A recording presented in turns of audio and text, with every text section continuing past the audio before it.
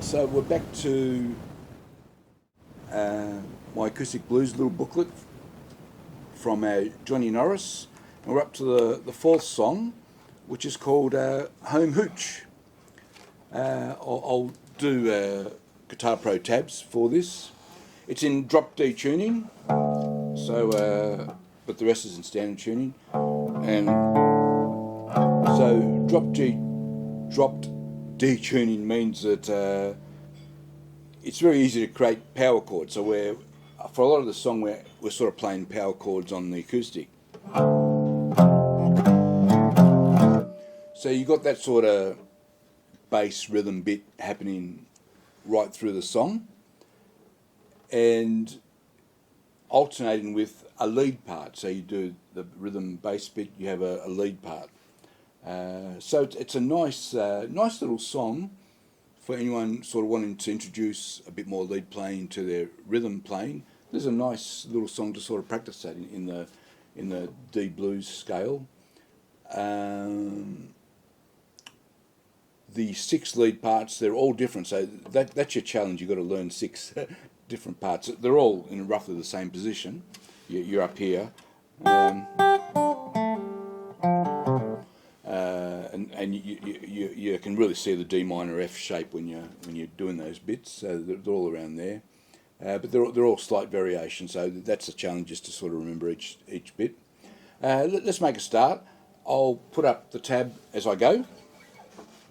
So once again, you've got this sort of rhythm bass bit introducing a bar of each time, alternating. You have a small rest, and then on the offbeat you want to start. So once again, start on the offbeat, and then you want the pull off, and there's lots of pull offs and hammer-ons in these lead bits. You want that C note to be at the start of your second beat on the pull off. And then you end on this C bass note before you start again. Once again, start on the offbeat. We're on to sort of bar 4 there. This time you're going to do a run all the way down to the bass, the lower E string. So you're on the lower E string, you're hammering onto the G, and then you change the bass rhythm bit. I slide up to that bit. And then you've got a slightly different lead here. You're on the 4th fret of the high E, and you're on the offbeat, and you're sliding on. Once again, sliding on to the start of the second beat. And you're back on, you end on the C bass again. Back to the bass rhythm bit. Then you've got a slightly different lead bit. So we're up to where are we? Bar 8 there.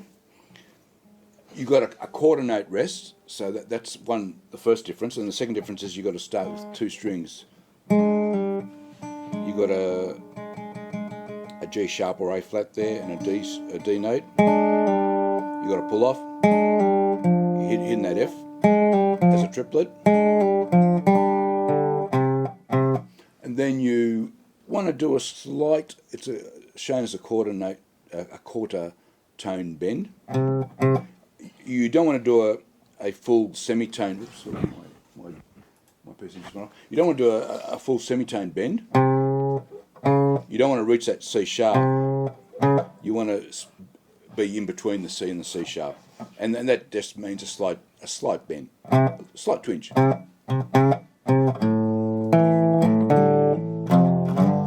Back to the main riff. You sort of back to that position with your 2 fingers. But once again, it's a slight variation. Another triplet to bring it back to, and then you got that we're up to bar 12 there, the final ending. Once again, start on the offbeat, pull off, so you're at the start of the second beat.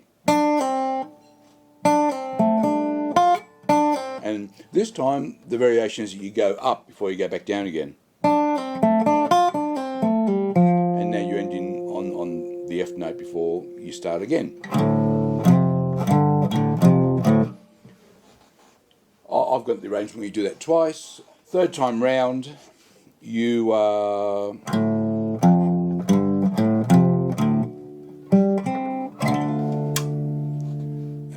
doing a couple of notes of the C chord, and you finish on a D minor.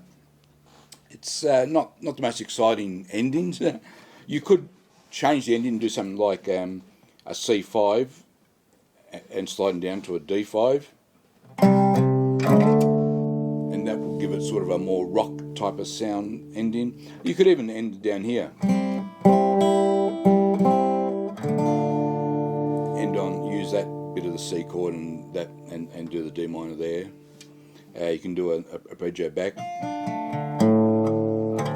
Anyway, you can do a zillion things, but I've shown you roughly what's in the book. That's the ending, so I'll stick with that for the moment.